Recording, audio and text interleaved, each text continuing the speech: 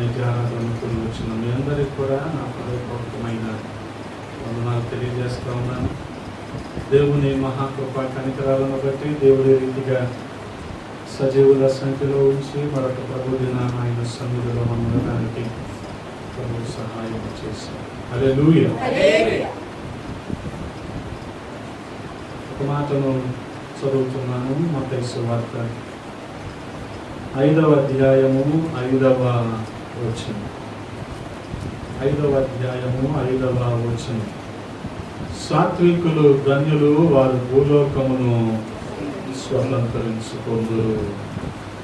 అదే రీతిగా సామెతల గ్రంథము 10వ అధ్యాయము 32వ వచనం. సామెతలు 16:32. పరాక్రమశాలి కంటే దీర్ఘశాంతము గలవాడు శ్రేష్ఠుడు, పట్టణము వానికంటే తన మనస్సును స్వాధీనపరుచుకొనువాడు శ్రేష్ఠుడు. ప్రార్థన. మమ్మల్ని అతి మిక్కిలిగా ప్రేమించిన మా ప్రియ పరలోకపు తండ్రి, ఈ ఉదయాన్న మరొకసారి మీ పాద సన్నిధి చేరటానికి మీరు చూపిన కృపను బట్టి స్తోత్రాలు. గడిచిన కాలం మీ రెక్కల నీడలో భద్రపరిచారు, క్షేమాన్ని సమృద్ధిని అందించారు. స్తోత్రాలు రాజా. మీరు ఏర్పాటు చేసిన ఈ లేఖనాలను బట్టి వందనాలు. వాటిని మా వినికిడిలో దీవించండి నాయన. అల్పుడైన నన్ను మరుగు చెయ్యండి, మీ ఆత్మచేత నింపి వాడుకొనండి రాజా. సమస్తాన్ని మీ స్వాధీనంలో ఉంచుకొనండి. మీకే మహిమలారోపిస్తూ యేసయ్య పరిశుద్ధ నామంలో అడిగి వేడుకుంటున్నాము తండ్రి, ఆమేన్. దేవునికి స్తోత్రం. హల్లెలూయా. అదే రీతిగా యెహోషువ గ్రంథము 3వ అధ్యాయము 11వ వచనాన్ని చదువుతూ ఉన్నాను, గమనించండి. యెహోషువ గ్రంథము 3వ అధ్యాయము 11వ వచనము. జీవము గల దేవుడు మీ మధ్యనున్నాడనియు, ఆయన నిశ్చయముగా మీ ఎదుట నుండి కనానీయులను, హిత్తీయులను, హివీలను, పెరిజీలను, గెర్గాషీలను, అమోరీయులను, యెబూసీయులను వెళ్ళగొట్టుననియు దీని వలన మీరు తెలుసుకొందురు. దేవునికి స్తోత్రం. హల్లెలూయా. గమనించండి ప్రియ సహోదరి సహోదరులారా, మత్తయి సువార్త 5:5లో మనం చదువుకున్నాం, సాత్వికులు ధన్యులు, వారు భూలోకాన్ని స్వతంత్రించుకుంటారు. అలాగే సామెతలు 16:32లో మనం చదువుకున్నాం, పట్టణాన్ని పట్టుకునే వానికంటే తన మనస్సును స్వాధీనపరుచుకునేవాడు శ్రేష్ఠుడు. యెహోషువ గ్రంథం అంతా కూడా స్వాధీనపరుచుకోవటం మీదే రాయబడి ఉంది. మోషే నాయకత్వం అయిపోయింది. మోషేకి దేవుడు వాగ్దానం చేశాడు, ఇశ్రాయేలీయులందరినీ కూడా వాగ్దాన దేశమైన కనానులోనికి నడిపిస్తాను అని. కానీ వీరి అవిధేయతలు, వీరి తలంపులు, వీరి ఆలోచనలు కారణంగా, దేవునికి వీరు తిరుగుబాటు చేసిన కారణంగా ఇశ్రాయేలీయులు వాగ్దాన దేశంలో ప్రవేశించకుండానే దాని చుట్టూ తిరుగుతున్నారు. 1 కాదు 2 కాదు, 40 సంవత్సరాలు ఆ వాగ్దాన దేశమైన కనాను చుట్టే తిరుగుతున్నారు. అలాగే మోషే నాయకత్వం తర్వాత యెహోషువ నాయకత్వంలో దేవుడు ఎటువంటి గొప్ప కార్యాలు ఇశ్రాయేలీయుల పట్ల జరిగిస్తూ వచ్చాడో మనం అర్థం చేసుకోవచ్చు. ఎందుకనంటే స్వాధీనపరుచుకోవాలి అంటే, గమనించండి, అక్కడ కొంతమంది దేవునికి వ్యతిరేకులైన సంతతి లేదా జనాంగము, కొన్ని జాతులు ఉన్నాయి. వారందరినీ కూడా అక్కడి నుంచి తరిమేయాలి. వీరు అప్పుడు ఆ ప్రాంతాన్ని, అనగా వాగ్దాన దేశమైన కానానుని స్వాధీనపరుచుకోవాలి లేదా స్వతంత్రించుకోవాలి. ఇది యెహోషువ ముందు ఉన్న గొప్ప పని లేదా గొప్ప లక్ష్యం. గమనించండి, వాస్తవానికి ఇశ్రాయేలీయులకు దేవుడు ఏ రీతిగా అయితే వాగ్దాన దేశాన్ని ఇస్తానని వాగ్దానం చేశాడో, మీరందరూ కానానులో వెళ్తారు అని దేవుడు వాగ్దానం చేశాడో, అలాగే ప్రతి విశ్వాసికి కూడా దేవుడు కొన్ని వాగ్దానాలు చేశాడు. ఈ వాగ్దానాలు మన జీవితంలో నెరవేర్చబడాలి అంటే దేవునికి వ్యతిరేకమైన విషయాలు మన మధ్యలో ఉండటానికి వీల్లేదు, మన కుటుంబాలలో ఉండటానికి వీల్లేదు, ముఖ్యంగా మన హృదయంలో ఉండటానికి వీల్లేదు. అవి లేనప్పుడే దేవుడు చేసిన వాగ్దానాలు మన పట్ల నెరవేర్చబడతాయి. ఇప్పుడు కనానునైతే దేవుడు వాగ్దానం చేశాడు, కానీ కనానులో ఏముంది అంటే దేవునికి వ్యతిరేకమైన జాతులు ఉన్నాయి. ఆ జాతుల్లో ఏ లక్షణాలు అయితే ఉన్నాయో ఆ లక్షణాలన్నీ మళ్ళీ ఇశ్రాయేలీయుల హృదయాల్లో ఉన్నాయి. అందుకనే వీళ్ళు అక్కడికి వెళ్ళలేకపోతున్నారు, వారిని అక్కడి నుంచి తరమలేకపోతున్నారు, వారి మీద జయం లేదు, వెళ్ళి స్వాధీనపరుచుకోలేకపోతున్నారు. అందుకనే గమనించండి, కొండ మీద ప్రసంగంలో కూడా యేసుక్రీస్తు ప్రభువారు ఏమంటున్నారు? సాత్వికులు ధన్యులు, వారు ఏం చేస్తారు? భూలోకాన్ని స్వతంత్రించుకుంటారు, అంటే భూమిని స్వాధీనపరుచుకుంటారు. వాస్తవంగా సాత్వికము దీనత్వము మనిషికి నచ్చదు. ఎంతసేపు ఎంత గొప్పగా కనపడితే మనుషుల్లో మనకి గుర్తింపు అనుకుంటాడే కానీ ఇక్కడ దేవుడు మన నుంచి కోరుకుంటున్నది ఏంటంటే సాత్వికం. మోషే కూడా మిక్కిలి సాత్వికుడు. దేవుని ఇల్లంతటిలో కూడా మోషే నమ్మకస్తుడు. హల్లెలూయా. ఆ నమ్మకస్తుడు అన్న సాక్ష్యాన్ని పొందుకోవటానికి మోషే ఎంత సాత్వికుడిగా ఉండుంటాడు, ఎంత దీనుడిగా ఉండుంటాడు కదా. గమనించండి, కొన్ని విషయాల్లో విశ్వాసులు మోసపోతూ ఉంటారు. వారు చేసిన దాన్నే ఇది దేవుడు మనకి ఇచ్చింది అనుకుంటారే తప్ప దేవుడు మనకిస్తానన్న సంగతి మర్చిపోతారు. గమనించండి, దేవుడు మనకి వాగ్దానం చేసిన అనేకమైనవి ఉంటాయి. ఆ మేళ్ళు మన జీవితాలు అనుభవించకుండానే మనం అనుకుంటాం దొరికిన వాటినే దేవుడు మాకు ఇది ఇచ్చాడు అనుకుంటాం. కాదు, దేవుడు ఎంతకంటే గొప్ప వాటిని మన కోసం సిద్ధపరిచి ఉంచాడు. హల్లెలూయా. దేవుడు వాగ్దానం చేశాడు, కానాను మీకు ఇస్తానని. కానీ ఇశ్రాయేలీయులు ఏమనుకుంటున్నారు?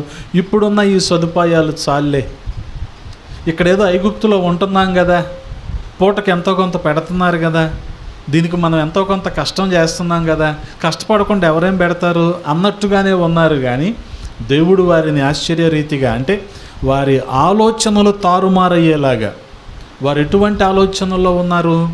ఒక సొఫెస్టికేటెడ్ మైండ్ సెట్లో ఉండిపోయారు కదా. జనాలకి ఎంతసేపు ఏం కావాలి? సౌకర్యం కావాలి. ఏం కావాలి? అందుకనే బుఫే లంచ్ నచ్చదు. ఏం కావాలి? టేబుల్ మీల్స్ కావాలి. సౌకర్యం, ప్రతి చోట సౌకర్యమే, అంతా సౌకర్యమే. అందుకని ఉన్న చోటే వీళ్ళు కష్టపడుతున్నారు, మాకు వాళ్ళు ఎంతో కొంత పెడుతున్నారు అనుకుంటున్నారు. కానీ దీని నుంచి ఎలా బయటికి రావాలి, అసలు దేవుడు మాకు ఏమి వాగ్దానం చేశాడు, అక్కడికి మేము ఎలాగెళ్ళాలి అన్న ఆలోచన మాత్రం వీళ్ళల్లో లేదు. బహుశా వారి కోణంలో మనం ఆలోచించగలిగితే అన్ని బాధల్లో వీరికి గురి, గమ్యం, లక్ష్యం ఏం గుర్తొస్తుంది అనుకుంటాం. కానీ అటువంటి సమయంలోనే దేవుడు మోషేని నాయకుడిగా చేసి వారి మధ్యలోకి పంపించాడు. ఎలా పంపించాడో చూసారా? మోషే ఎంత సాత్వికంగా దీనంగా ఉంటే దేవుని దృష్టిలో మళ్ళీ తిరిగి ఒక నాయకుడిగా వారి మధ్యలోకి వెళ్తాడు. అదే ఐగుప్తు కుమార్తెకు కుమారుడుగా అనిపించుకొని ఉండి అక్కడే ఉండుంటే ఇశ్రాయేలీయుల బాధలేంటో మోషేకి తెలిసేయా? తెలియవు. అందుకనే దేవుడు మోషేకి అటువంటి అనుభవాలను ఎదురయ్యేలాగా చేశాడు కదా. సమస్తము విడిచిపెట్టుకొని, ఆ హంగు ఆర్భాటం అవన్నీ విడిచిపెట్టుకొని ఎటువంటి పరిస్థితుల్లోకి వెళ్ళిపోయాడు? ఎండకు ఎండి వానకు పశువులు మేపే పరిస్థితికి వెళ్ళిపోయాడు. అప్పుడు అతనికి అర్థమైంది దీనత్వము అంటే ఏంటి, సాత్వికము, మీక్నెస్ అంటే ఏంటో అతనికి అర్థమైంది. ఆ పరిస్థితిని అర్థం చేసుకున్నవాడు జీవితంలో ఎక్కడైనా బతకగలడు కదా. విజయవాడలో ఒక 2 వీలర్ నడపగలిగిన వ్యక్తి తెలుసా? ఇండియాలో ఏ ప్రాంతంలోనైనా 2 వీలర్ నడపగలడు. అంత ట్రాఫిక్ ఉంటుంది కదా మీకు, అది ఎక్కడైనా నడపగలడు. అలాగే అటువంటి పరిస్థితుల్లో ఏది, ఒకవైపు సీనాయి పర్వతం, ఇంకోవైపు హోరేబు కొండ, ఇటువంటి ఎడారి ప్రాంతంలో, ఇటువంటి అరణ్య ప్రాంతంలో పశువుల్ని నువ్వు మేపగలిగావంటే నువ్వు ఎక్కడైనా జనాల్ని నువ్వు కంట్రోల్ చేయగలవు కదా. తెలంగాణ ప్రాంతాల్లో పచ్చిక లేక అక్కడున్న గొర్రెలు మేకలన్నిటిని ఈ ఆంధ్ర బార్డర్లోకి తీసుకొచ్చేస్తారు మేపటానికి ఈ నెలల్లోనే. ముఖ్యంగా వీళ్ళ దగ్గర టార్చ్ లైట్లు కాదు, సర్చ్ లైట్లు ఉంటాయి వీళ్ళ దగ్గర. ఒకవేళ అన్నీ సాయంత్రం లెక్క పెట్టుకున్న తర్వాత ఒకటి రెండు తగ్గినాయి అనుకోండి, పెద్ద పెద్ద ఫోకస్ లైట్లు వేసి ఆ చెట్లు వాటిలో చూస్తూ ఉంటారు వీళ్ళు. అంటే వాళ్ళకి ఎంత ఏమంటారు దాన్ని, ఎంత ధ్యాస ఉంటుంది వీటి మీద కదా. అలాగే మోషే కూడా ఆ ప్రాంతాల్లో అలాగే చేయగలుగుతున్నాడు అంటే ఖచ్చితంగా ఇతను ఇక్కడ నా ప్రజల్ని కూడా నడిపించగలడు అనే నమ్మకం దేవునికి కలిగింది. అతను కూడా తన నమ్మకత్వాన్ని నిలబెట్టుకున్నాడు. అందుకని ఇల్లంతటిలో నమ్మకస్తుడు. హల్లెలూయా, హల్లెలూయా. అందుకనే గమనించండి, ఇప్పుడు ఇశ్రాయేలీలందరూ వెళ్ళి ఆ కనానులో స్థిరపడాలి అంటే కనానులో ఉన్న ఆ 7 జాతులు యెహోషువ గ్రంథం 3వ అధ్యాయంలో రాయబడి ఉందిగా. కనానీయులు, హిత్తీలు, హివ్వీలు, పెరిజీలు, గిర్గాషీలు, అమోరీలు, యెబూసీలు, ఈ 7గురిని కూడా ఏం చేయాలి, అక్కడి నుంచి తీసేయాలి. ఈ ఒక్కొక్క జాతి గమనించండి మానవ నైజాన్ని సూచిస్తూ ఉంది. ఒక్కొక్క జాతి మనిషిలో ఉన్న ఒక్కొక్క గుణాన్ని మనకి చెప్తూ ఉంది. ఆ గుణగణాలన్నీ కూడా మనలో నుంచి మనం తొలగించుకుంటే తప్ప దేవుడు మనకి వాగ్దానం చేసిన మేళ్లను మనము అనుభవించలేము. గమనించండి, అటువంటి మేళ్ళు మనం అనుభవించలేము కదా. దేవుడు ప్రతి వ్యక్తికి కూడా తర్బీదునిస్తాడు. ఆ విశ్వాస జీవితంలో ప్రతి వ్యక్తిని కూడా ఒక శిక్షణ అనేది ఇస్తాడు. ఇప్పుడు మోషేకి గనక ఎటువంటి శిక్షణ ఇచ్చాడో గమనించండి. అంతకుముందు వరకు మోషే రథాల్లో తిరిగేవాడు, కానీ ఇప్పుడు ఏం చేశాడు, ఇశ్రాయేలు నడిపించేటప్పుడు నడవటమే. రథాలు లేవు, ఏమీ లేవు కదా. రథాలు లేవు, ఏమీ లేవు కదా. సాధారణంగా నాయకత్వం ఎలాగుంటుందంటే, ఇప్పుడు మనం ప్రస్తుత కాల నాయకత్వాన్ని మనం చూస్తూ ఉంటాం కదా. అందుకని ఇదే నాయకత్వం అనుకుంటాం మనం, కానీ దేవుడు కోరుకునే నాయకత్వం అది కాదు. ఈ రోజుల్లో ఎవరు నాయకులైనా సరే ఏమని చెప్తారు, మేము ప్రజల కోసమే వచ్చాము, పనిచేస్తాం అంటారు. కానీ తర్వాత వాళ్ళు వచ్చిన తర్వాత చేసేది ఏంటంటే ప్రజలని ఆధారంగా చేసుకొని బతకటం. అంతేగా ఇప్పుడు నాయకులందరూ చేసేది. వాళ్ళు ఏమంటారు, మేము ప్రజలకు సేవ చేయటానికే వచ్చామనుకుంటారు అంటారు. కానీ వచ్చాక వాళ్ళు చేసేది ఏంటంటే ప్రజల మీద పడి బతకటం. ఎలాగుంటుంది ఇది, వాళ్ళను మోసి, వాళ్ళ పిల్లల్ని మోసి, వాళ్ళ భుజాలన్నీ కాయలు కాసేసి ఇంతే తప్ప. అందుకని ఆఖరికి ఏమైపోయారు, ఈ రోజున తరచూ వాడే పదం ఏంటంటే జెండా కూలీలు. జెండా మోయటం వీళ్ళ పని, ఏ పార్టీ వచ్చినా సరే. ఈ రోజుల్లో మన కంటికి కనిపిస్తున్న నాయకత్వం ఇదే, కానీ దేవుడు కోరుకుంటున్న నాయకత్వం అది కాదు కదా. అది పరిచర్య అయినా వ్యక్తిగత జీవితం అయినా మనం విడిచిపెట్టి వస్తేనే దేవుడు మనల్ని మేళ్లతో నింపుతాడు. గమనించండి, వాస్తవానికి వచ్చాక అనేక ప్రివిలేజెస్ అన్నీ అనుభవిస్తూ దేవుడు మాకు ఇచ్చాడు అనుకొని బతకటం నాయకత్వం కాదు. విడిచిపెట్టుకోవటమే నాయకత్వం. మోషే చేసింది అదే కదా. గమనించండి, ఆ తరువాత యెహోషువ చేసింది కూడా అదే. అక్కడున్న 7 జాతుల్ని కూడా అక్కడ నుంచి వెళ్ళగొట్టేసేయాలి. గమనించండి, అందుకని ఇక్కడ రాయబడి ఉంది, జీవము గల దేవుడు మీ మధ్యన ఉన్నాడనియు ఆయన నిశ్చయముగా మీ ఎదుట నుండి కనానీయులను, హిత్తీలను, హివ్వీలను, పెరిజీలను, గిర్గాషీలను, అమోరీలను, యెబూసీలను వెళ్ళగొట్టుననియు దీని వలన మీరు తెలుసుకొందురు. వాస్తవానికి ఎవరు వీరు అంటే కనానులో ఉన్న జాతులు. వీరందరినీ కలిపి ఏమంటారంటే కనానీయులే అంటారు. కానీ వారిలో మళ్ళీ మిగతా జాతులు కూడా ఉన్నాయి కదా. అబ్రహాము కాలంలో కనానులో ఉండే 10 జాతులు వేరు, వారితో పాటుగా వారిలోనే అంతర్లీనంగా ఉన్న ఈ 7 జాతులు వేరు. ఆ 10 కాస్త 7 ఇక్కడ మనకి కనబడతా ఉన్నాయి. ఎందుకనంటే గమనించండి, వీరి గురించి పరిశుద్ధ గ్రంథంలో చాలా స్పష్టంగా రాయబడి ఉంది. వీళ్ళెవరు అంటే వీరు నోవాహు కుమారులు ఉన్నారా? వాళ్ళ పేర్లు చెప్పండి. షేము, హాము, యాపేతు. హాము కుమారుల్లో రెండో కుమారుడు ఎవరంటే కనాను. హాము పిల్లల్లో రెండో కొడుకు ఎవరంటే కనాను. ఆ కనాను ఎక్కడున్నాడో అదే కనాను. వారిలో ఉన్న మళ్ళీ తెగలు ఉన్నాయి కదా, జాతులు, వాళ్ళే వీళ్ళందరూ. హివ్వీలు, హిత్తీలు, పెరుజ్జీలు, యెబూసీలు, అమోరీలు, గిర్గాషీలు, వీళ్ళందరూ. అందుకని అందరినీ కలిపి మనం కనానీయులు అంటున్నాం. అందుకనే చూడగలిగితే అబ్రహాము కాలంలో వీరు 10 జాతులకు పైగా ఉన్నారు. కానీ ఆ తర్వాత వీరు 7 జాతులు ఇక్కడ యెహోషువ గ్రంథంలో ప్రస్తావించబడ్డాయి. ఈ కనానీయులు ఎటువంటి వారంటే చాలా దుష్టమైన ప్రవర్తన కలిగిన వారు, దేవునికి దుష్కార్యాలు చేసిన వాళ్ళు వీరు. లేవియాకాండం 18వ అధ్యాయంలో వీరి గురించిన ప్రస్తావన ఉంటుంది.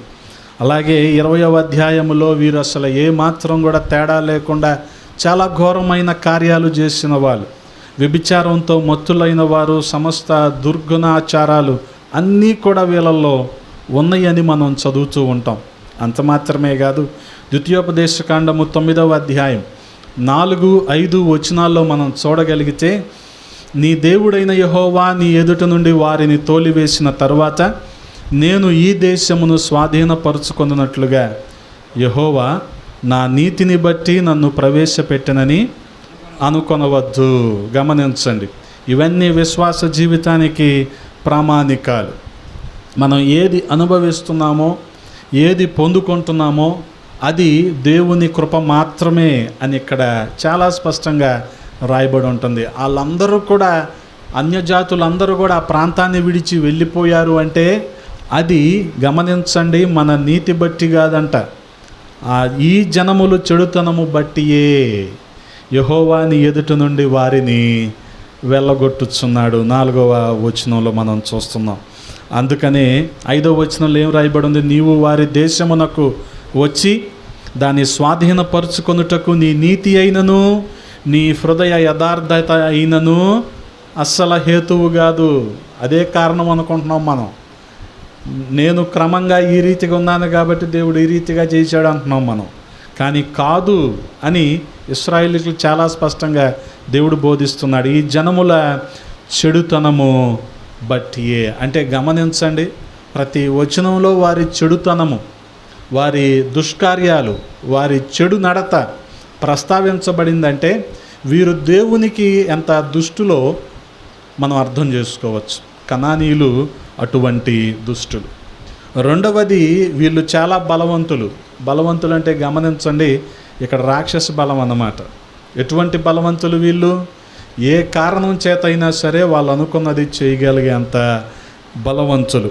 గమనించండి, ద్వితీయోపదేశకాండము 4వ అధ్యాయము 38వ వచనంలో రాయబడి ఉంది కదా, నీకంటే బలమైన గొప్ప జనములను నీ ముందర నుండి వెళ్ళగొట్టి నిన్ను ప్రవేశపెట్టి ఆయన నేడు చేయుచున్నట్లు వారి దేశమును నీకు స్వాస్థ్యముగా ఇచ్చుటకై నీకు తోడుగా నుండి ఐగుప్తులో నుండి తన మహాబలము చేత నిన్ను వెలుపలకు రప్పించెను. గమనించండి, వాళ్ళు ఎటువంటి వారంట? నీకంటే బలమైన జనం వారు, ఇశ్రాయేలీయుల కంటే బలమైన జనం వారు, వారు చెడుతనము కలిగిన వారు. అందుకనే వారి గురించిన మరొక సంగతి ఏంటంటే, ద్వితీయోపదేశకాండంలోని 7వ అధ్యాయము 1వ వచనంలో, నీవు స్వాధీనపరచుకొనబోవు దేశములోనికి నీ దేవుడైన యెహోవా నిన్ను చేర్చి బహుజనములను అనగా సంఖ్యకు బలమునకు నిన్ను మించిన ఏ జాతులవి? హిత్తీలు, గిర్గాషీలు, అమోరీలు, కనానీలు, పెరుజ్జీలు, హివ్వీలు, యెబూసీలు అను 7 జనములను నీ ఎదుట నుండి వెళ్ళగొట్టిన తరువాత గమనించండి, వీళ్ళు జనంలోనూ బలంలోనూ జనాంగంలోనూ ఇశ్రాయేలీల కంటే బలమైన వారు. గమనించండి, అంటే కొన్ని దుర్గుణాలు, కొన్ని దేవునికి ఆయాసకరమైన లక్షణాలు మనిషిలో ఎంత బలంగా పాతుకుపోతాయి అంటే మనిషి వాటిని జయించలేనంతగా బలమైనవి అవి. అందుకనే అటువంటి కార్యాలను ఎప్పుడైతే మనిషి జయించగలుగుతాడో ఖచ్చితంగా దేవుడు అనుగ్రహించే మేళ్లను పొందుకుంటాడు. ఇప్పుడు ఈ 7 జాతులు దేవునికి చాలా చెడుతనము చేసినవారు. దేవుని దృష్టిలో వీరు చాలా ఘోర కార్యాలు చేసినవారు. అందుకనే వీరిని వెళ్ళగొట్టాలనేదే దేవుని చిత్తం. వారు వెళితే తప్ప ఇశ్రాయేలీయులు ఆ ప్రాంతంలో ప్రవేశించలేరు. అందుకని యెహోషువ గ్రంథంలో దేవుడు యెహోషువకి ఇచ్చిన వాగ్దానం ఏంటంటే, మీరు ఎక్కడికైతే వెళ్తున్నారో మీరు అడుగు పెట్టే ప్రతి స్థలాన్ని కూడా నేను మీకు ఇస్తాను అన్నాడు. వీళ్ళు అడుగు పెడుతున్న ప్రతి స్థలంలో ఎవరో ఒక అన్యజాతులు లేదా దేవునికి వ్యతిరేకులు ఉంటున్నారు. వాళ్ళని అక్కడి నుంచి ఏం చేయాలి? తీసేయాలి. అప్పుడు వీరు ఆ ప్రాంతాన్ని స్వాధీనపరుచుకోవాలి. అందుకనే యెహోషువ గ్రంథం 24 అధ్యాయాలు కూడా స్వాధీనపరుచుకోవటం మీదే ఉంటాయి. వాస్తవంగా అక్షర రూపేణ చూస్తే అది ప్రాంతాలను స్వాధీనపరుచుకోవటమే కానీ వాస్తవానికి కొన్ని చెడు లక్షణాల మీద మనిషికి నియంత్రణ ఉండటం అనేది ఇక్కడ అర్థం. అందుకనే పట్టణాన్ని పట్టుకునే వానికంటే తన మనసును స్వాధీనపరుచుకునేవాడు గొప్పవాడు. ఆ మనస్సు మీద నియంత్రణ, ఆలోచనల మీద నియంత్రణ లేదనుకోండి, ఏం చేస్తాం? దేవునికి దూరస్తులుగానే జీవించాల్సి ఉంటుంది.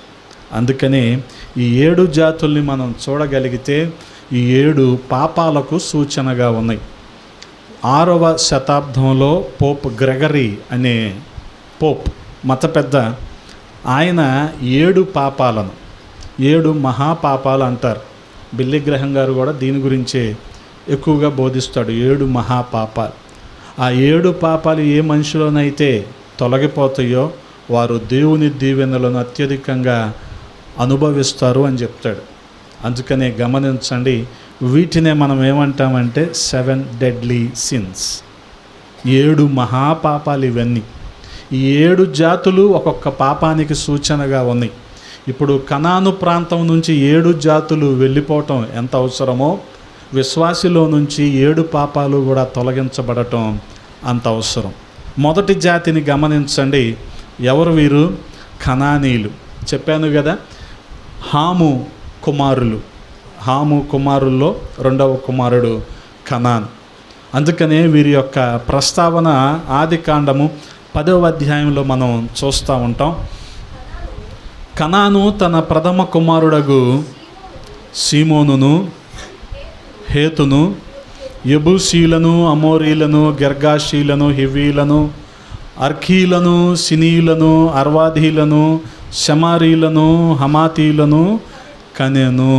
తరువాత కనానీల వంశములు వ్యాపించెను. గమనించండి, ఎక్కడ ఉంటున్నారు వీళ్ళు? గాజా వరకు, గెరారు నుంచి గాజా వరకు, అలాగే సొదొమ గొమొర, అద్మా, షెయబు ఇటువంటి ప్రాంతాల్లో లాషా వరకు కూడా వీళ్ళు ఉంటున్నారు. గమనించండి, ఆ రీతిగా వీరు విస్తరించారు. మరి అబ్రహాముకు వాగ్దానము చేయబడిన భూభాగం అది. అసలు ఏ కారణం చేతైతే దేవుడు అబ్రహాముని నీ స్వంత ప్రజల్ని, నీ స్వంత ఊరిని విడిచిపెట్టి వచ్చేసేయి అని ఆదికాండము 12వ అధ్యాయంలో బోధించాడో ఆ రీతిగా పిలుపును అందుకున్న అబ్రహాం ఎలాగైతే బయటకు వచ్చేసాడో ఆయనకి ఇవ్వబడిన కనానులో ఉంటున్న ఈ 10 జాతులు అన్నమాట. గమనించగలిగితే చాలా కాలం వీరు ఒకే ప్రాంతంలో ఉంటూ వచ్చారు. ఆ ప్రాంతాలు కూడా అక్కడ ప్రస్తావించబడినాయి కదా. అంత మాత్రమే కాదు, వీళ్ళ పరిస్థితి ఏ రీతిగా ఉందంటే వీళ్ళు ఎంత బలవంతులుగా, ఎంత ఇదిగా ఉన్నారంటే ఇశ్రాయేలు చాలా కాలం వీళ్ళని స్వాధీనపరుచుకోలేకపోయారంట. యెహోషువ గ్రంథం 17వ అధ్యాయము 12వ వచనంలో మనం చూడగలిగితే కనానీయులు ఆ దేశములో నివసింపవలనని గట్టి పట్టియుండిరి. ఇంకా ఇశ్రాయేలీయులను ఏమి రానిస్తారు కదా, ఆ దేశంలో ఉండాలని, అంటే అక్కడే ఉండాలి, మేము ఎక్కడికి వెళ్ళకూడదు అని గట్టి పట్టుబట్టారంట. గమనించండి, అటువంటి బలవంతులు వారు.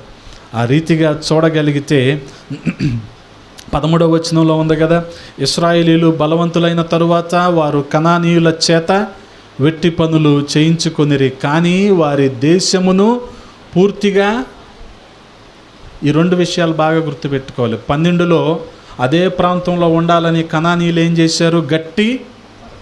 గట్టి పట్టుబట్టారు.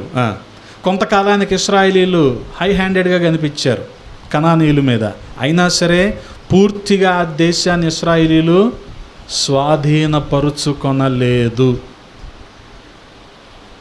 అర్థమవుతుంది కదా? కొంతకాలం ఏమో గట్టి పట్టుపట్టారు, మొత్తానికి ఇశ్రాయేలీలు గెలిచినట్టే ఉన్నారు, కానీ పూర్తిగా ఆ దేశాన్ని మాత్రం వాళ్ళు స్వాధీనపరుచుకోలేదు. గమనించండి. అదే రీతిగా చాలా సందర్భాలలో కొన్ని అవిధేయతలు, కొన్ని బలహీనతలు మనలో కూడా అలాగే నాటుకుపోతాయి, కానీ విడిచిపెట్టుకున్నాము అన్నట్టు ఉంటాయి, కానీ వాటి మీద పూర్తి నియంత్రణ అయితే ఉండదు, కంట్రోల్ అయితే ఉండదు కదా. కొద్దిగా అనారోగ్య కారణాల వల్ల కొన్ని తినకూడదు అన్నాడు అనుకోండి డాక్టర్, మనమేమంటాం? మానేసామని చెప్తాం, కానీ ఎక్కడో చోట కొంచెం కొంచెం, ఎవరికి కనిపించకుండా కొంచెం కదా. ఇప్పుడు జయమ్మ గారిది నాది ఒకటే పవర్ అని చెప్పే కదా, నేను పచ్చడి తినకూడదు. ఇప్పుడు ఆద్య ఏం చేసింది? ఓ డబ్బాడు పచ్చడి ఇచ్చింది. ఇప్పుడు ఏం చేయాలి? నేను మావిడి స్కూల్కి వెళ్ళాక తినేయాలి. తినట్లేదు పచ్చడి అని చెప్తాం, కానీ ఏం చేయాలి? కొద్దిగా ఎక్కడో చోట తినాలి. అందుకనే గట్టి పట్టుబట్టారు, కానీ పూర్తిగా స్వాధీనపరుచుకోలేకపోయారు. అంటే గమనించండి, కానానీయులు అటువంటి వాళ్ళు, ఇశ్రాయేలీలకి మింగుడు పడని వారు ఈ కనానీయులు. ఇది మొదటి జాతి. అలాగే మనలో కూడా కొన్ని లక్షణాలు ఉంటాయి, అవి విడిచిపెట్టేసుకున్నట్టుగానే మనకు కనపడతా ఉంటాయి, కానీ వాటి మీద పూర్తి అదుపు అయితే మనిషికి ఉండదు. గమనించండి. అందుకనే వీరు దేనికి సూచనగా ఉన్నారు అంటే ధనాపేక్షకు సూచనగా ఉన్నారు. కనానీయులు ఎవరు? ఇప్పుడు ధనాపేక్ష కలిగిన వారు. మనిషిలో కూడా ధనాపేక్ష ఉంటుంది. ధనం విడిచిపెట్టుకున్నట్టే మనిషి కనపడతాడు, కానీ దాని మీద పూర్తి నియంత్రణ అయితే ఉండదు కదా. పూర్తి నియంత్రణ ఉండనే ఉండదు. ఎక్కడో చోట ధనం మీద ఎక్కడో ఏదో ఒక పరిస్థితుల్లో ఆశ కలుగుద్ది. ఆ ధనం మీద ఉండే ఆసక్తి మనల్ని దేవునికి దూరం చేస్తుంది. ఎందుకని? ఏ వ్యక్తి కూడా 2 యజమానులకు దాసుడుగా ఉండలేడు. అయితే దేవుణ్ణి ప్రేమించి ధనాన్ని విడిచిపెట్టేయాలి, లేదా ధనాన్ని ప్రేమించి దేవుణ్ణైనా విడిచిపెట్టేయాలి. నేను దేవుణ్ణి ప్రేమించాను, దేవుడు నాకు ధనం ఇచ్చాడంటే ఇది అస్సలు కుదరదు. ఎందుకని? దేవుడు ధనం ఇవ్వడు, దేవుడు ఆశీర్వాదం ఇస్తాడు. ఆశీర్వాదం అంటే కేవలం ధనమే కాదు. జనాలు అనుకునేది ఏంటంటే ఎంత ఎక్కువ ధనం ఉంటే దేవుడు అంత ఎక్కువ ఆశీర్వదించాడు అనుకుంటాడు. అంత ఎక్కువ ధనం ఉండి కొంచెం కూడా అనుభవించలేండి ఏమనాలి మనం? ఎక్కువ విస్తారంగా ధనం ఉంది, అనుభవించలేకపోతే. అందుకనే కొట్లన్నీ కూడా విప్పి కొత్తవి కట్టించి మొత్తం కూడా స్టాక్ అంతా పెట్టాడు. అప్పుడు ఏమంటున్నాడు? వెర్రివాడా, ఈ రాత్రి నీ ప్రాణాన్ని అడుగుతున్నారు. ఎవరు అడుగుతున్నారు? భూమి అడుగుతుందయ్యా. చాలా కాలం ఉంటున్నాడు వీడు భూమి మీద, టీవీఎస్ ఎక్సెల్ మీదే వెళ్తున్నాడు వీడు, నేనేం చేద్దామయ్యా? భూమి అడుగుతుందా అండి? ఈ రాత్రి అడుగుతున్నారు. ఎవరు అడుగుతున్నారు? వాడిని అడుగుతున్నారు. అందుకే గమనించండి, అనుభవించలేకపోతే అది ఆశీర్వాదం ఎలాగవుతుంది కదా. ధనం ఎప్పటికీ ఆశీర్వాదము కాదు. చాలా స్పష్టంగా రాయబడి ఉంటుంది కదా, ధనాపేక్ష సమస్త కీడులకు మూలము. తిమోతికి రాసిన మొదటి పత్రిక 6వ అధ్యాయము 10వ వచనంలో ధనాపేక్ష సమస్త కీడులకు మూలము. కొందరు దానిని ఆశించి విశ్వాసము నుండి తొలగిపోయి నానా బాధలతో తమ్మును తామే పొడుచుకొనురి. అన్అకౌంటబుల్ మనీ ఎక్కడుంటుందో అక్కడ ఏముంటుందో తెలుసా? గొడవలే ఉంటాయి. అందుకనే మనీ ఎప్పుడు స్టాగ్నెంట్గా ఉండకూడదు. మనీ ఫ్లో అవుతూ ఉండాలి. మనీ ఫ్లో అవుతూ ఉండాలి. అప్పుడు దేవుడు కొత్త మనీ ఇస్తాడు కదా. మనం ఏం చేస్తాం? గట్టిగా బిగించి ఇక్కడే ఉండాలి మనీ అనుకుంటాం. మనం కొత్తది ఎక్కడి నుంచి వస్తుంది? ఇది ముందుకు పోకపోతే కొత్తది ఎక్కడి నుంచి వస్తుంది? అందుకనే దేవుడు మనకిచ్చే కొద్దీ మనం ఏం చేయాలి? పెద్ద స్పీకర్ కొనాలి, పెద్ద పాటల పుస్తకం వేయించాలి. అప్పుడు దేవుడు ఇంకేం చేస్తాడు? ఇంకా కొత్త మనీ ఇస్తూ ఉంటాడు. ఇంకా కొత్త ప్రాంతాల్లోకి వెళ్తూ ఉండాలి. అమ్మ ఇదే ఉంది, ఇంత మించి ఏం లేదు అని గట్టిగా బిగించామనుకో, ఆఖరికి ఎవడో ఒకటి తాళం గుర్తేవాళ్ళు రేపు పొద్దున్న నీకు. అలా బిగించకూడదు ఎప్పుడు. మనీ ఫ్లో అవుతూ ఉండాలి. నువ్వు బిగించావంటే నీకేముందని? ధనం మీద ఆసక్తి ఉంది. ఆ ఆసక్తి నిన్నేం చేస్తుందంట? విశ్వాసంలో నుంచి తొలగిపోయేలాగా చేస్తుంది. విశ్వాస భ్రష్టులు అయిపోతారు. ఇంకా అదే విశ్వాస భ్రష్టత్వం అంటే, విశ్వాసంలో నుంచి తొలగిపోవటం. దేవునికి ఈ కమర్షియల్ యాటిట్యూడ్ నచ్చదు. అందుకనే దేవాలయంలో వర్తకం చేసే వాళ్ళ దగ్గరికి వెళ్ళి ఆయన ఏమన్నాడు? నా తండ్రి ఇంటిని మీరు చేశారు, మీరు ఒక వ్యాపార స్థలం అయిపోయింది కదా. అందుకని మీరు ఇంకొక 25 సంవత్సరాల తర్వాత అయినా సరే యూ కెన్ క్వశ్చన్ మీ. రూపాయి ప్రస్తావన అనేది మన దగ్గర ఉండదు. జస్ట్ రూపాయే. నువ్వు రూపాయి అందులో ప్రస్తావించినా, రూపాయి ప్రస్తావన తీసుకొచ్చినా దట్ బికమ్స్ ఏ బిజినెస్.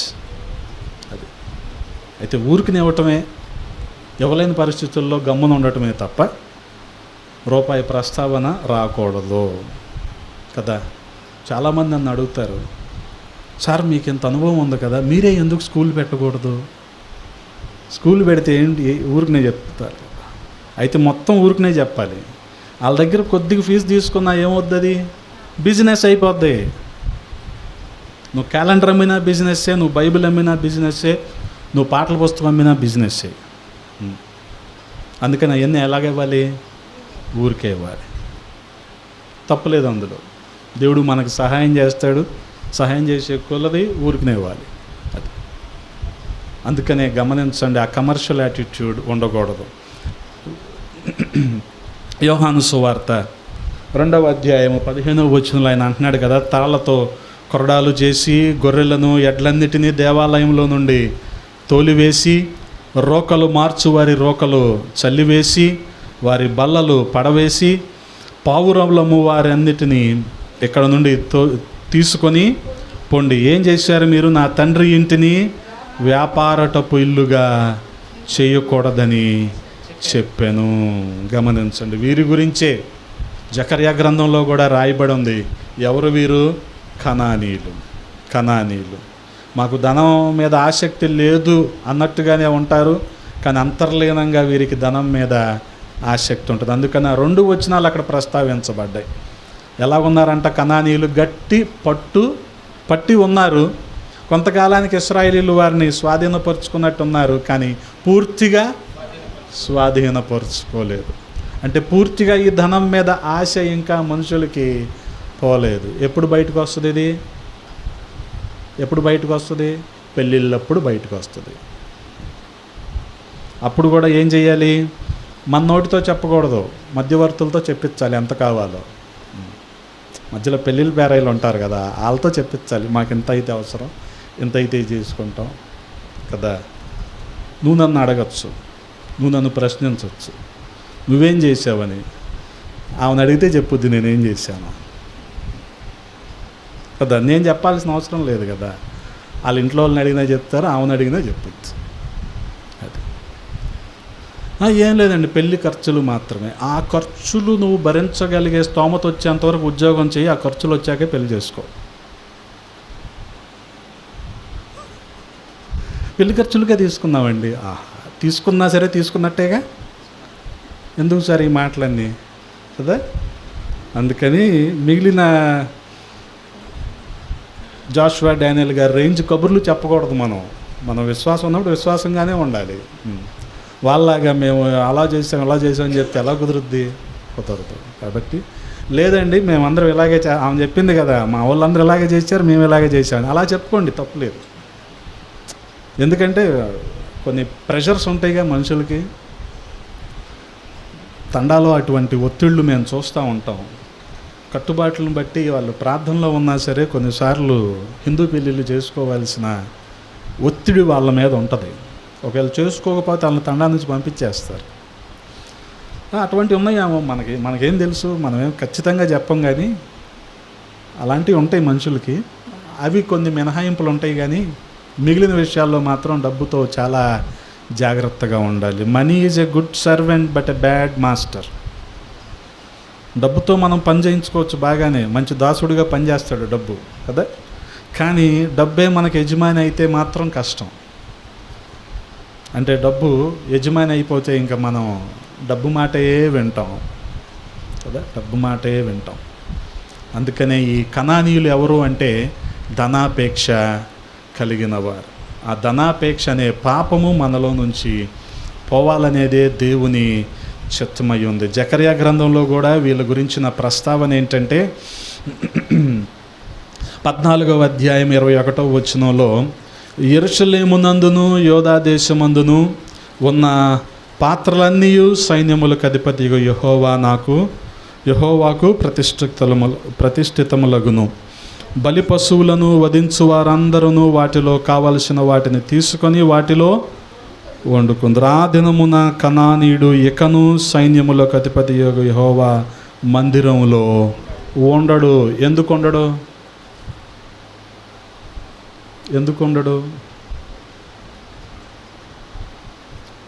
ఎందుకని? ధనము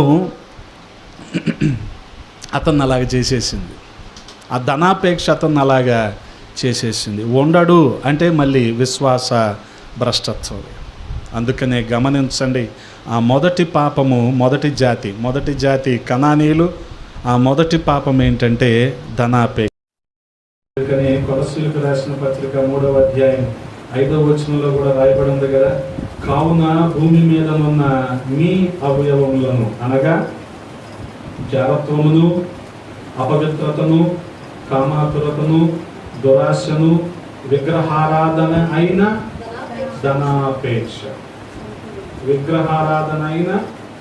ధనాపేక్ష గమనించండి. కొన్ని విశ్వాస జీవితంలో కొన్ని ప్రామాణిక స్టాండర్డ్స్ మనం కలిగి ఉండకపోతే అప్పుడు డబ్బు ఏమైపోతుంది, మనకి విగ్రహం అయిపోతుంది. విగ్రహం అయితే ఇక దేవుడు పక్కకి వెళ్ళిపోతాడు. గమనించండి, వాటన్నిటినీ ఏం చేయమంటున్నాడు పౌలు అపోస్తలుడు? చంపేయండి అంటున్నాడు. వాటి వలన దేవుని ఉగ్రత అవిధేయుల మీదకు వస్తుందంట. అది మొదటి పాపము, ధనాపేక్ష. రెండవది మనం చూడగలిగితే రెండవ జాతి ఎవరు? హిత్తీయులు. 3:11 యెహోషువ గ్రంథంలో చదువుకున్నాం కదా, వాళ్ళు హిత్తీయులు, రెండవ జాతి హిత్తీయులు. గమనించండి, ఆదికాండము 15వ అధ్యాయం 20వ వచనంలో వీరి గురించిన ప్రస్తావన. హిత్తీయులను, పెరిజీయులను, రెఫాయీయులను, అమోరీయులను, కనానీయులను, గర్గాషీయులను, యెబూసీయులను మీ సంతానమునకు ఇచ్చి ఉన్నానని అబ్రహాముతో నిబంధన చేశాను. గమనించండి, వీరందరూ ఏ ప్రాంతం వాళ్ళంటే పాలస్తీనా ప్రాంతానికి సంబంధించిన వారు. పాలస్తీనాను ఇశ్రాయేలు దేశం ఎప్పుడో స్వాధీనపరుచుకుంది, కానీ అరబ్ దేశాలన్నీ కూడా అదే పాలస్తీనా మాకు కావాలి అంటున్నారు ఈరోజు. ఇప్పుడు అక్కడ ఇశ్రాయేల్ దేశంలో యుద్ధాలు దేని గురించి అంటే ఆ ఒక్క పాలస్తీనా, ఆ గాజా పట్టి, గాజా స్ట్రిప్, దాని గురించి. ఇశ్రాయేలు అది మాది అంటుంది, అరబ్ దేశాలన్నీ అవి మాకే కావాలి అంటారు. ఇదే వాళ్ళ మధ్యలో ఉన్న గొడవ. గమనించండి, మనకు కనుక పాక్ ఆక్రమిత కశ్మీర్ ఎలాగో వాళ్ళేమంటారు అది మాదే అంటారు, వీళ్ళేమంటారు మాదే అంటారు. ఇప్పుడు ఒక్క ప్రాంతం కోసం యుద్ధాలు కొట్టుకుంటుండే యుద్ధాలు కాబట్టి ఏమవుతుంది కదా, అదే ఆ పాలస్తీనా ప్రాంతానికి సంబంధించిన వారు. అలాగే వీళ్ళు ఈ హిత్తీయులు గొప్ప దేహదారుఢ్యం కలిగిన వీరులు అన్నమాట. దావీదు పక్కన ఉండే ఉరియా కూడా హిత్తీయుడే. దావీదు సైన్యంలో ఉన్న ఉరియా, అహీమెలకు, సమూయేలు గ్రంథంలో రాయబడిన ఈ అహీమెలకు, ఉరియా వీళ్ళందరూ కూడా హిత్తీయులు. వీరు ఉండటానికి దేహదారుఢ్యం కలిగి ఉన్న వీళ్ళలో కొద్దిగా మంగళాయుడు ఫీచర్స్ ఎక్కువగా కనపడుతూ ఉంటాయి. అంటే చిన్న చిన్ని కళ్ళు, పెద్ద పెద్ద దవళ్ళు ఎవరికుంటాయి, పెద్ద ముదురు ఎవరికుంటాయి, చైనీస్కి ఉంటాయి. రైట్, చైనీస్, జాపనీస్ ఎలాగుంటారు, ఇలాగుంటారు కదా, ఇవన్నీ మంగళాయుడు ఫీచర్స్ అంటారు. అలా ఉంటారు వీళ్ళు. వీళ్ళలో ఉండేది ఏంటంటే భయంకరమైన అసూయ. గమనించండి, అది కూడా దేవునికి హేయకరమైనది, అసూయ. అందుకని యోగు భక్తుడు అంటున్నాడు 5వ అధ్యాయము 2వ వచనంలో, దౌర్భాగ్యమును గూర్చి ఏడ్చుట వలన మూఢులు నశించెదరు, బుద్ధి లేని వారు అసూయ వలన చచ్చెదరు. గమనించండి, మూఢులు దేని వల్ల చచ్చిపోతారంట, ఏడ్చుట వలన. బుద్ధి లేని వారు అసూయ వలన చనిపోతారు.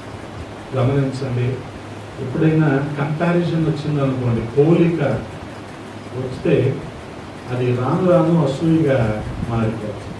అంటే మనకంటే ఎవరైనా హై హ్యాండెడ్గా కనిపించారనుకోండి, ఒక రకమైన అసూయ ఉంటుంది మనకి. అంటే మనకంటే ఉన్నతంగా గొప్పగా ఎవరైనా కనిపిస్తుంది. ఎందుకని మీరు ఎప్పుడైనా ఆడవుతో షాపింగ్కి వెళ్తే మీకు ఆ విషయం అర్థమవుతుంది. వీళ్ళు షోకేస్లో ఉన్న వాటి కంటే పక్క వాళ్ళతో చూసుకొని వాళ్ళని స్కాన్ చేసి అప్పుడు కొంటారు ఏం కొన్నారు సార్. అవును నాగేశ్వరరావు ఉంటుంది, మీకు తెలియదు కదా రాత్రి నేను చెప్తున్నాను.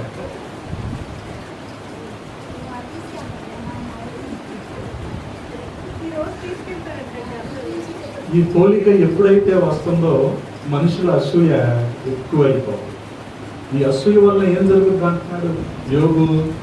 అసూయ వల్ల మనుషులు, ముఖ్యంగా ఎవరు వాళ్ళు, బుద్ధి లేని వారు కదా. దేవుడు నిన్ను ఎంత ప్రత్యేకంగా సృష్టించాడో నీ తోటి వ్యక్తిని కూడా అంతే ప్రత్యేకంగా సృష్టించాడు.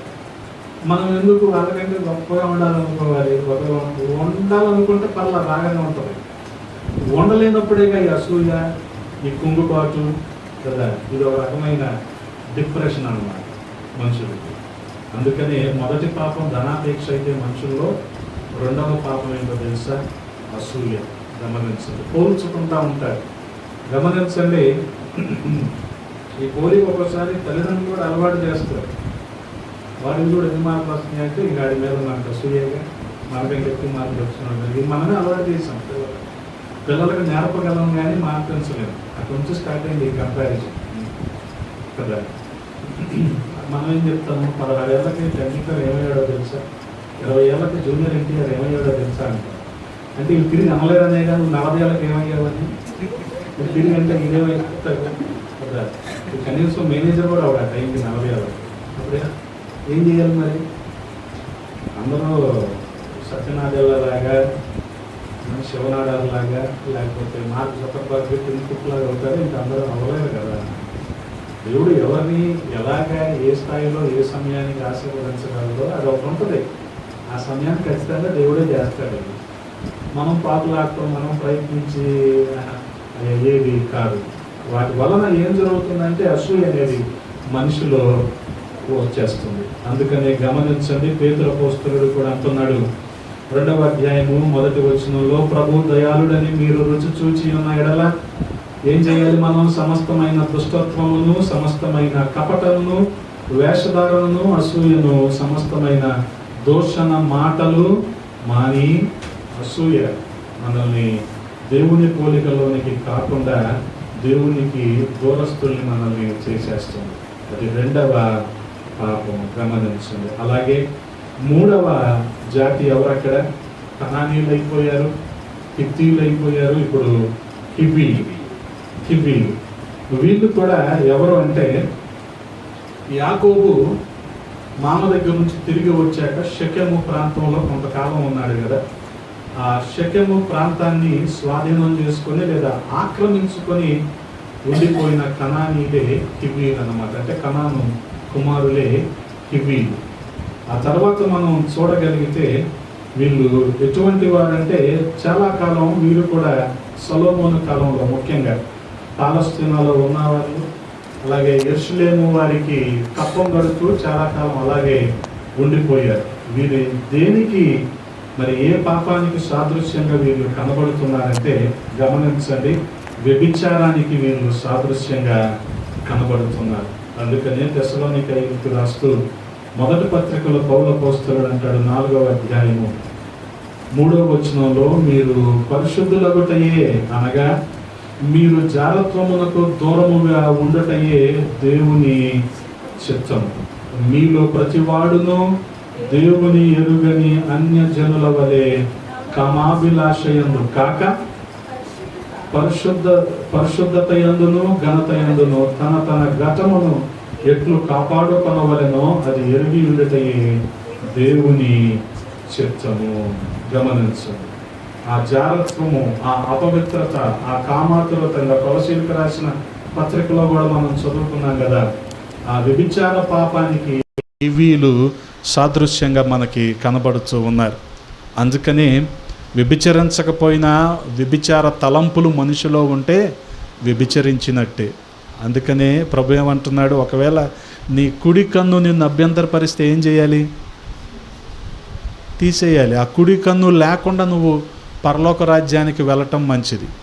కుడి కన్నుండి అన్ని కాళ్ళు చేతులు బాగుండి నరకానికి వెళ్ళటం కంటే కొన్ని అవయవాలు లేకుండా పరలోక రాజ్యానికి వెళ్ళటం, బల్ల మీద టేబుల్ మేనర్స్ అన్నీ ఉండి అన్నీ సమృద్ధిగా ఉండి నువ్వు నరకానికి వెళ్ళటం కంటే బల్ల మీద నుంచి పడేవి అడుక్కొని తిని నువ్వు పరలోక రాజ్యం వెళ్ళటం మంచిది. లాజరు చేసింది అదే. ఏదైతే అభ్యంతరపరిచిందో వాటన్నిటిని తీసేశాడు. ధనవంతుడు చేసింది ఏంటి? అన్నీ పోగేసుకున్నాడు. అన్నీ పోగేసుకొని ఎక్కడికి వెళ్ళాడు? నరకానికి వెళ్ళాడు. కానీ లాజరు అన్ని వ్యాధి బాధలు అనుభవించి కూడా పరలోక రాజ్యానికి వెళ్ళాడు. గమనించండి, సాధారణంగా కొన్నిసార్లు మనిషి మనస్తత్వం లేదా ఆలోచన విధానాలు, దేవుణ్ణి మేము మోసం చేస్తున్నాంలే, మనుషుల్ని మేము మోసం చేస్తున్నాంలే అనుకుంటారు. కానీ దేవుని కన్ను గప్పి నువ్వేమీ చేయలేవు. అది మర్చిపోకూడదు కదా, అది మర్చిపోకూడదు. ఎందుకనంటే నిండుగా బట్టలు వేసుకుంటాయి. ఏది ఆ గెరాసీనుల దేశంలో వాళ్ళు అక్కడ చింపుకొని ఎక్కడ చింపుకొని, ఆడొకడు ఉన్నాడు కావడు గెరాసీనుల దేశంలో. ఎక్కడ ఉంటున్నాడు ఆడు? సమాధుల్లో ఉంటున్నాడు ఆడు. ఆడికి సరైన ఉన్నాయా? ఇలా ఉంటే మొత్తం కప్పుకొని నీ తలంపులు మాత్రం అలా లేకపోతే అదేంటి సంగతి మరి? అంటే నువ్వు మొత్తం కప్పుకొని అయితే జనాల్ని మోసం చేస్తున్నావు, కానీ నీ తలంపులు ఏంటి పరిస్థితి? చాలా భయంకరం. అందుకని 3వ పాపం ఏంటంటే వ్యభిచార పాపం. అలాగే 4వ జాతి ఏం ప్రస్తావించబడింది అక్కడ గమనించండి, పెరిజ్జీయులు. హివీలు అయిపోయింది, కనానీయులు అయిపోయింది. వీరు ధనాపేక్షకు సూచనగా ఉన్నారు. హిత్తీలు అసూయకు సూచనగా ఉన్నారు. అలాగే హివీలు వ్యభిచార పాపానికి సూచనగా ఉన్నారు. ఇప్పుడు పెరిజ్జీయులు, వీరు యోసేపు సంతతికి చాలా దగ్గరగా ఉన్నవారు. వీళ్ళు అంటే ఆ ప్రాంతాలను ఎక్కువగా స్వాధీనపరుచుకుంటూ లేకపోతే ఆక్రమించుకుంటూ బతికిన వాళ్ళు వీళ్ళు కూడా పాలస్తీనా ప్రాంతంలో చాలా కాలం ఉన్నారు. ఆ తర్వాత వీరి గురించిన ప్రస్తావన యెహోషువ గ్రంథం 17వ అధ్యాయంలో మనం చూస్తూ ఉన్నాం. యెహోషువ ఏమంటున్నాడు? మీరు గొప్ప జనము గనక ఎఫ్రాయిముల యొక్క మన్యము మీకు ఇరుకుగానున్న ఎడల మీరు అడవికి పోయి అక్కడ పెరిజ్జీల దేశములోను రెఫాయిల దేశములోను మీకు మీరే చెట్లు నరుక్కొనుడని వారితో చెప్పెను. గమనించండి, ఆ రీతిగా వీరు మనష్షే గోత్రానికి, మనష్షే ఎఫ్రాయిము మరలా యోసేపు కుమారులే, ఆ గోత్రానికి కాస్త దగ్గరగా ఉండి ఈ పెరిజ్జీలు చేసిన పని ఏంటంటే వారి భూముల్ని వీరు స్వాధీనం చేసుకుంటూ వచ్చారు. వీరు ఏ పాపానికి సాదృశ్యంగా ఉన్నారు అంటే ఆగ్రహం లేదా విస్తారమైన కోపానికి వీళ్ళు సాదృశ్యంగా ఉన్నారు. యాకోబు కూడా అంటాడు 1వ అధ్యాయం 20వ వచనంలో, నరుని కోపము దేవుని నీతిని నెరవేర్చదు అంటాడు. ఎందుకని?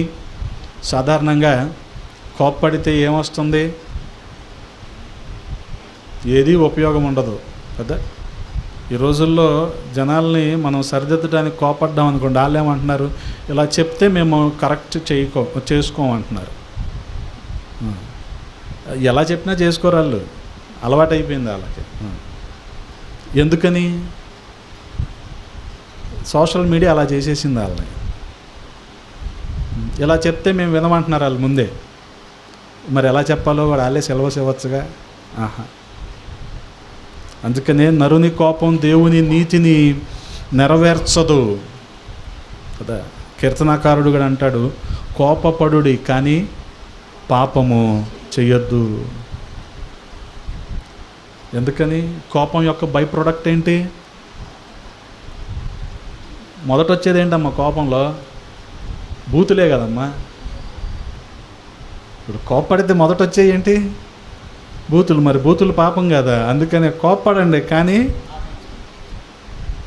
మరి పెరిజ్జీలు ఎవరికి గుర్తుగా ఉన్నారు? విపరీతమైన కోపం, ఆగ్రహానికి గుర్తుగా ఉన్నారు. అలాగే 5వ జాతి ఏంటంటే గిర్గాషీలు. ఈ గిర్గాషీలు పాలస్తీనా ప్రాంతంలోనే ఎక్కువ కాలం నివాసం ఉన్న కనాను వంశానికి లేదా కనాను సంతతికి చెందినవారు. వీరు దేనికి సాదృశ్యంగా ఉన్నారంటే గమనించండి, తిండిబోతుతనానికి వీరు సాదృశ్యంగా ఉన్నారు. ఈ గ్లట్టనీ ఉంటుంది చూడండి, తిండిబోతుతనం. ఇది దేవుని పిల్లలకు అస్సలు సరిపోదు. అందుకనే దీనికి మనుషులు కాస్త దూరంగా ఉండాలి. ఉదయం టిఫిన్ చేస్తూనే మధ్యాహ్నం ఏం వండుకోవాలో ఆలోచించే వాళ్ళు ఉంటారా?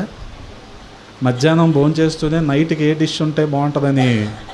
ఏది ఇది ఇంకా కంప్లీట్ అవ్వాలా, ఇందులో లెఫ్ట్ ఓవర్ ఎంత, ఇందులో ఎంత ఫ్రిడ్జ్లో పెట్టాలి, ఎంత పడేయాలో కూడా తెలియదు కదా. కానీ నైట్కి ఏం తినాలో కూడా ఆలోచించే వాళ్ళు ఉంటారు. అందుకని తినటానికి బతికేవాళ్ళు అన్నమాట వీళ్ళందరూ. బతకటానికి తింటే పర్లేదు, తినటానికి బతికేవాళ్ళు ఉంటారు కొంతమంది. వీళ్ళ కోసమే బాహుబలి తాళీలు, వీళ్ళ కోసమే మండి దబరా ప్లేట్లు ఉంటాయి చూడండి, అవన్నీ ఇలాంటి వాళ్ళ కోసం అదే పని మీద ఉంటారు వీళ్ళు.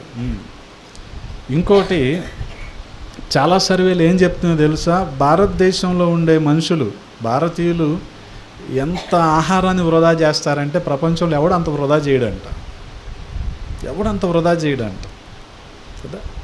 ఓకే, తినచ్చు, తప్పలేదు. కానీ మన వాళ్ళు ఏంటంటే టేస్ట్ చేస్తారు, మొత్తం అంతా వదిలేస్తారు. ఎంత ఫుడ్ వేస్ట్ అవుతూ ఉంటుంది. అది సంపాదించడానికి లేదా దాన్ని ఖరీదు చేయడానికి మనం ఎంత ఖర్చు పెట్టుంటాం, ఇది ఆలోచించరు. ఇంకొకటి, ఈ తిండిపోతుతనం మనల్ని దేవుడి నుంచి దూరంగా తీసుకెళ్తుంది. ఎందుకని? తిన్న వెంటనే మనిషి ఏం కోరుకుంటాడు? బిర్యానీ తిన్న వెంటనే మనిషి ఏం కోరుకుంటాడు? కిల్లి కోరుకుంటాడా? స్ప్రైట్, థమ్సప్ కోరుకుంటాడు. అప్పుడేమొస్తుంది తర్వాత? అంతేగా మరి. ఇంకేంటి మనం చేసేది? ఇంకా కొత్తగా పెద్దగా చేసే ఏమీ ఉండవు.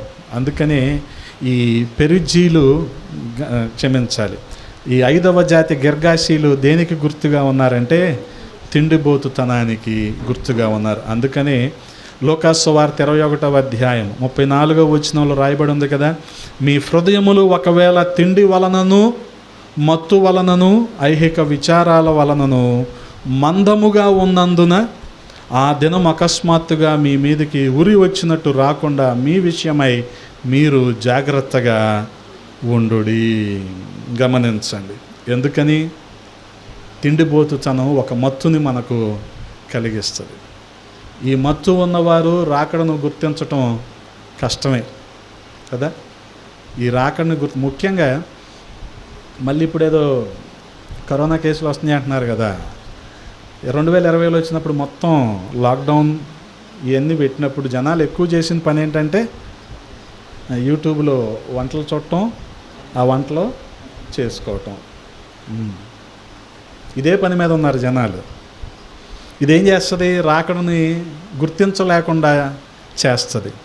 అందుకనే ఫిలిప్పీలకు రాసిన పత్రిక 3:19లో కూడా రాయబడి ఉంది కదా, నాశనమే వారి అంతము, వారి కడుపే వారి దేవుడు, వారు తాము సిగ్గుపడవలసిన సంగతుల యందు అతిశయపడుచున్నారు, భూ సంబంధమైన వాటి యందే మనస్సు నుంచుచున్నారు కదా.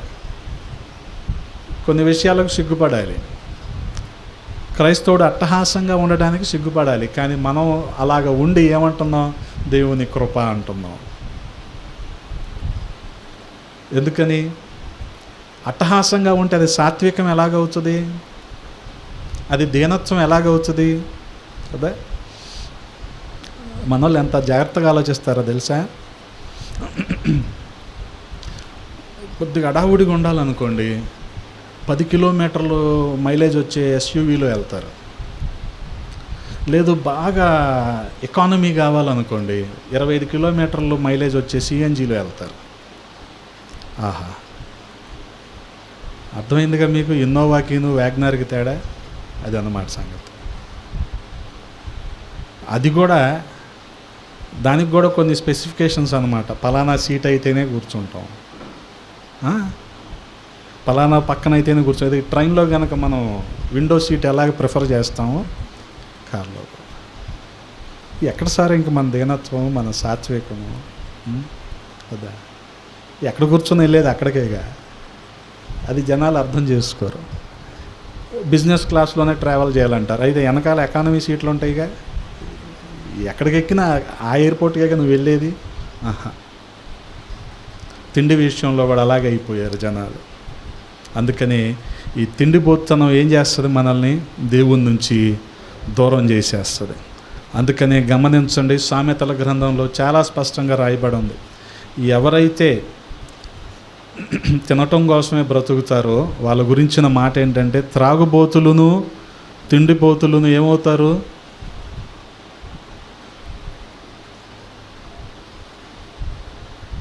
సామెతలు 23:21. సామెతలు 23:21. త్రాగుబోతులు తిండిబోతులు ఏమవుతారు? అది దరిద్రులు అంటే మీకు తెలుసుగా. అనుకోకుండా పేదరికం వచ్చేస్తుంది అంతే. ఎందుకని అదే పని మీద ఉన్నారనుకోండి, పేదరికం వచ్చేస్తుంది. నిద్రమత్తు చింపిగుడ్డలు ధరించుటకు కారణమవుతుంది ఆ తిండిబోత్తనం. గమనించండి. అందుకనే కొన్ని మతస్థులు బంగారం మీద ఎక్కువ ఖర్చు పెడతారు, కొంతమంది మతస్థులు తిండి మీద ఖర్చు పెడతారు కదా. క్రైస్తవుడు బట్టలు కావాలి, బంగారం కావాలి, తిండి కావాలి, అన్నీ కావాలి. ఏది ఎక్కడ రాజీ పడకూడదు, ఎక్కడ రాజీ పడకూడదు. కానీ గమనించండి, తిండిబోతులు తాగుబోతులు ఏమవుతారంట? దరిద్రులు అవుతారు. ఇప్పుడు రోజువారీ పనులకు వెళ్ళే వాళ్ళు తీసుకెళ్ళి మొత్తం ప్రసాద్కి ఇచ్చేస్తున్నారా డబ్బులు? సాయంత్రం కల్లా ప్రభుత్వ సారా దుకాణానికి ఇస్తున్నారుగా, అది ప్రసాద్ అంటే. ఇక వాళ్ళు ఏం తింటారు? ఇంట్లో ఏమిస్తారు? ఇంట్లో ఇచ్చేది ఏమి లేదు. ఆ ఇంటి ఆడాము ఏం చెయ్యాలి? ఆన్లైన్లో బతిమలు ఆడుకొని పిల్లల్ని చదివించుకోవాలి. వీడు మాత్రం పనికాహార పథకంలాగా. దీనికి తోడు ఇక వ్యసనపరుడు అనుకోండి, ఇక డబ్బులు మిగులుతాయా వాడికి? అంటే అప్పుడులో పేకాట అని చీప్గా చూసేవాళ్ళు. ఇప్పుడు మన వాళ్ళు రమ్మీ, ఆన్లైన్ బెట్టింగ్ రిచ్గా ఉంటుంది ఈ రోజుల్లో. ఏదైతే వ్యసనమేగా, పోయేది డబ్బులేగా కదా, మళ్ళీ తిరిగి సంపాదించుకోగలరు వీళ్ళు. అందుకని ఐపీఎల్ చూడండి, తప్పులేదు. కానీ ఆ పేరుతో బెట్టింగ్లు ఆడితే మాత్రం మిగిలే అప్పులే. క్రికెట్ చూసి ఓకే పలానా షాట్ అలాగ ఆడాడు, పలానా రకంగా ఆడితే బాగుండేది, తప్పులేదు అందులో. కానీ మనం ఇక దాన్ని మించి వ్యసనాల్లోకి వెళ్ళిపోతే చాలా కష్టం. ఇంకోటి 6వ జాతి ఏంటంటే ఎబూసీలు. 6వ జాతి ఎబూసీలు. వీరు ఆ పాలస్తీనా ప్రాంతంలోనే ఈ పర్వతాల్లో నివసించేవాళ్ళు. అందుకనే సంఖ్యాకాండంలో వీరి గురించి రాయబడి ఉంది. 13వ అధ్యాయం 29వ వచనంలో, అమాలేకీలు దక్షిణ దేశంలో నివసించుచున్నారు, హిత్తీలు, ఎబూసీలు, అమోరీలు కొండ దేశములో నివసించుచున్నారు. గమనించండి, వీరు దేనికి సూచనగా ఉన్నారు అంటే మరి సోమరితనానికి సూచనగా ఉన్నారు. గమనించండి, సోమరితనం గురించి జ్ఞాని అయిన సొలొమోను కంటే ఇంకా ఎవరు గొప్పగా చెప్పలేరేమో. అంటే అంత విపులంగా, అంత వివరణాత్మకంగా సోమరితనాన్ని గురించి సామెతల గ్రంథంలో జ్ఞాని అయిన సొలొమోను వివరిస్తూ ఉంటాడు. సోమరికి ఏమని చెప్తాడు? సీమల దగ్గరికి వెళ్ళి నువ్వు నేర్చుకో, అవి ఎలాగ ఆహారాన్ని కూర్చుకుంటున్నాయో, రాబోయే కాలం కోసం ఎలాగ జాగ్రత్తలు పడుతున్నాయో మనిషి కూడా అలాగే జాగ్రత్తలు పడాలి, లేకపోతే దరిద్రుడైపోతాడు కదా. సోమరి పాత్రలో చేయి ముంచుతాడే కానీ తినడానికి చేయి లేపడంట. ఎందుకని?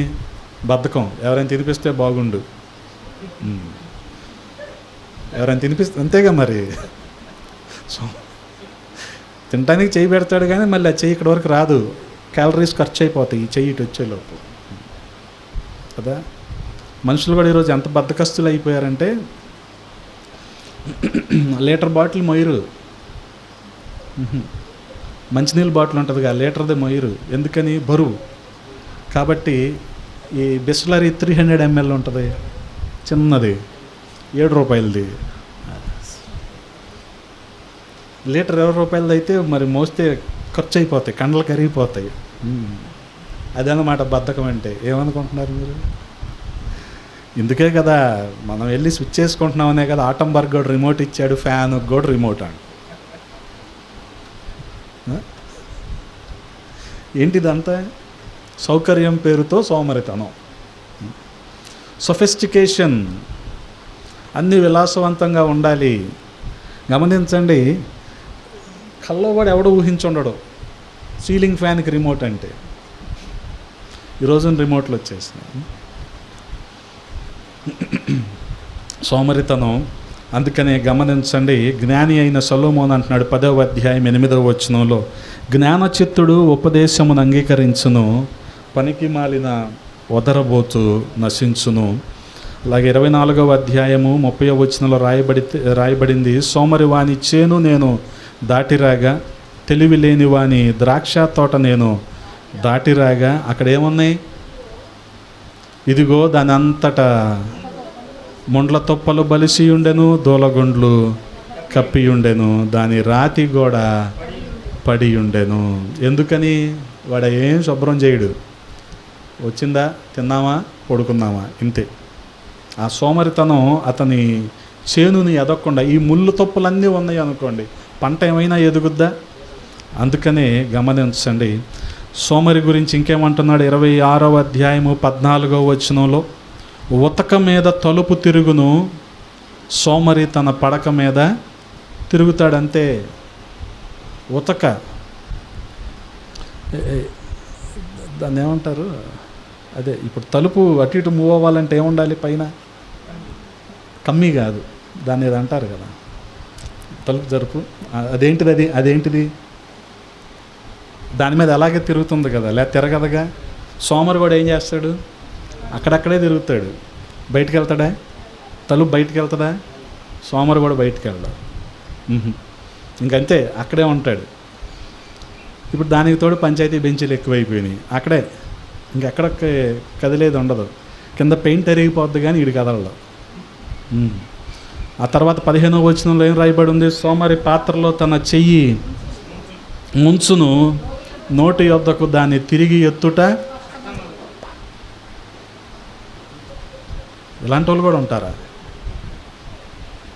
ఉండరా? ఉంటారు. అందుకనే అట్టిపళ్ళు తినలేక అట్టిపళ్ళతో జ్యూస్ చేసుకొని తాగేస్తున్నారు.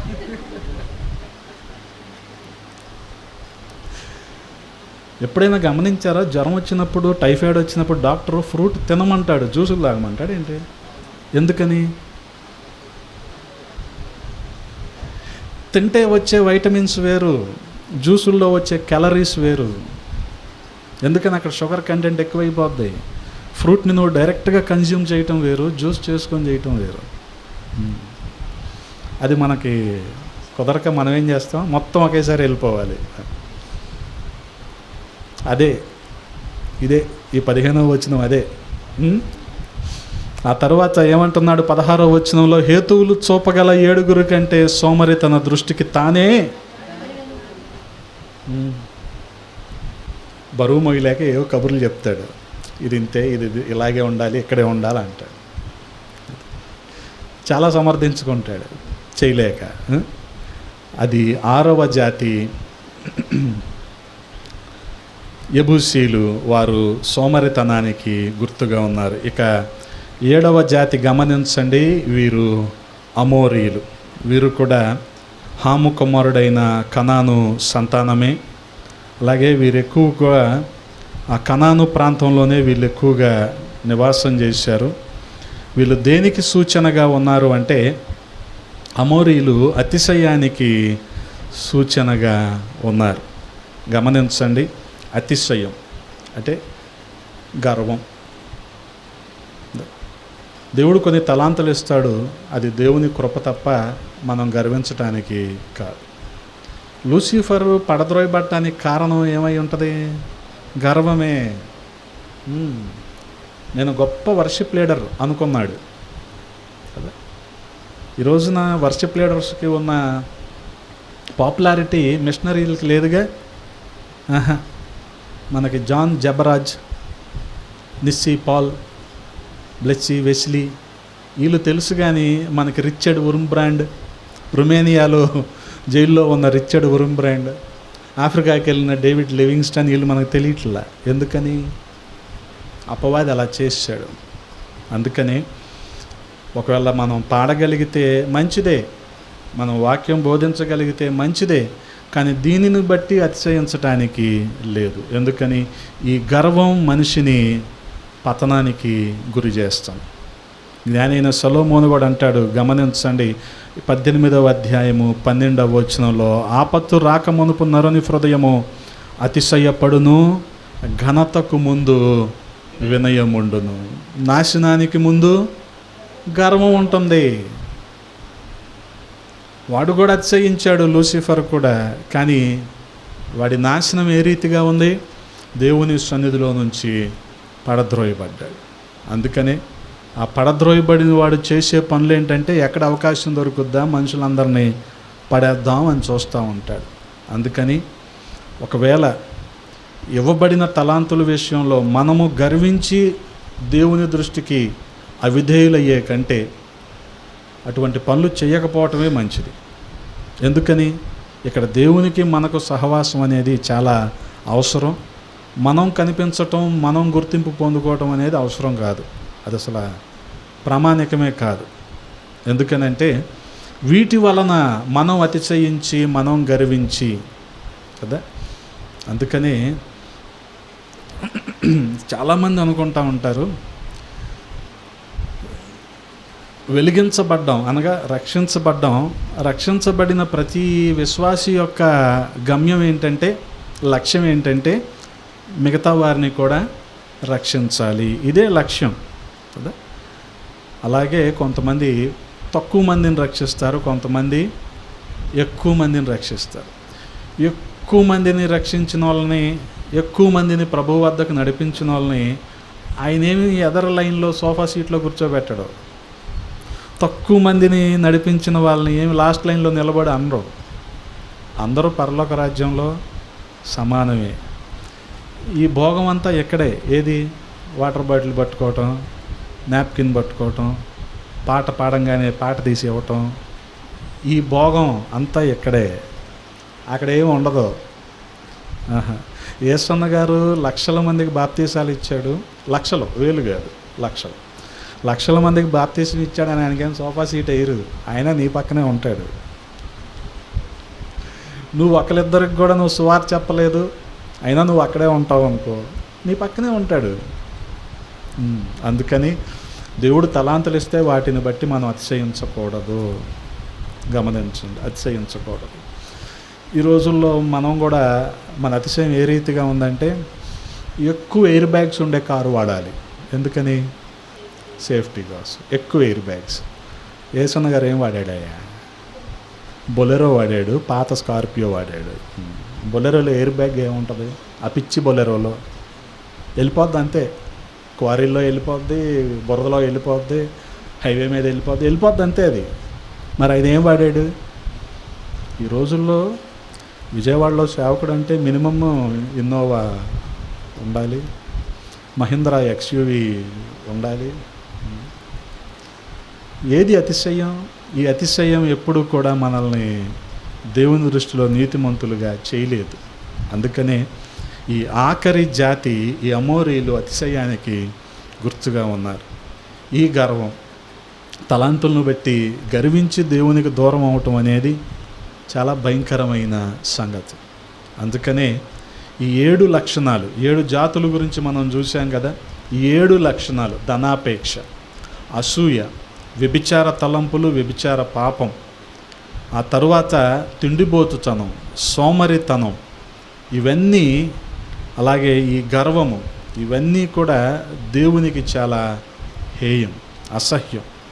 అందుకని వీటిని మనం తొలగించుకుంటే, ఎలాగైతే కనానులో ప్రవేశించాలి అంటే ఆ 7 జాతులు అక్కడి నుంచి వెళ్ళిపోవటం ఎంత అవసరమో, దేవుని మేళ్లను మనం అనుభవించాలి అంటే ఈ 7 రకాలైన పాపాలు, ఇవన్నీ మనం తొలగించుకోవటం అనేది చాలా అవసరం. ఆఖరికి ఏం చెప్పబడింది? తిండిబోతుతనము కూడా పాపమే. గమనించండి, తిండిబోతుతనం కూడా పాపమే. ఏశావుది తిండిబోతుతనం కాదు, ఆకలి. ఏశావుది ఆకలి, తిండిబోతుతనం కాదు. గమనించండి. కానీ ఆ ఆకలి కారణంగా ఏం చేశాడు? తన జ్యేష్ఠత్వాన్ని అమ్మేసుకున్నాడు కదా. జ్యేష్ఠత్వాన్ని కోల్పోయినందుకు బాధపడ్డాడు, ఏదో ఇబ్బందులు పడ్డాడు, కానీ కూరబెట్టి కొనుక్కున్నాడు కదా యాకోబు. దానివల్ల యాకోబుకి వచ్చిన లాభమేం లేదు కదా. ఇటువంటివి ఉంటాయి. అందుకని వీటిని మనం జాగ్రత్తగా అర్థం చేసుకోవాలి. ఎప్పుడైతే ఈ 7 మహాపాపాలు, 7 డెడ్లీ సిన్స్ మనం విడిచిపెట్టుకుంటామో, అప్పుడు ఖచ్చితంగా దేవుడు మనకు వాగ్దానం చేసిన మేళ్లను మనం అనుభవిస్తాము. అటువంటి కృప దేవాది దేవుడు మనందరికీ దయచేయునుగాక. తలలు వంచండి, ప్రార్థన చేసుకుందాం. పరిశుద్ధుడా, ప్రేమ కలిగిన తండ్రి, ఉదయకాల సమయంలో మీరు మాతో మాట్లాడిన విధానాన్ని బట్టి వందనాలు. వాగ్దాన దేశమైన కనాను స్వతంత్రించుకోవటానికి ఆ 7 జాతుల వారు వెళ్ళిపోవటం ఎంత అవసరమో, ఆ ప్రాంతంలో వాళ్ళు ఉండకుండా వారి మీద జయం పొందుకోవటం ఎంత అవసరమో, అదే రీతిగా 7 మహాపాపాలు మేము దూరపరుచుకొని మీకు ఇష్టలుగా జీవించటానికి నాయనా మీరు మాకు నేర్పారు. వందనాలు. మీరు వాగ్దానం చేసిన మేలను మేము అనుభవించలాగున ఈ బలహీనతలు, అవిధేయతలు మేము దూరం చేయటానికి కృపనివ్వండి, సహాయము చేయండి. విన్న మాటలు మా హృదయంలో భద్రపరచమని, నీరు కట్టి ఫలింప చేయమని యేసయ్య పరిశుద్ధ నామంలో అడిగి వేడుకుంటున్నాము తండ్రి. ఆమేన్.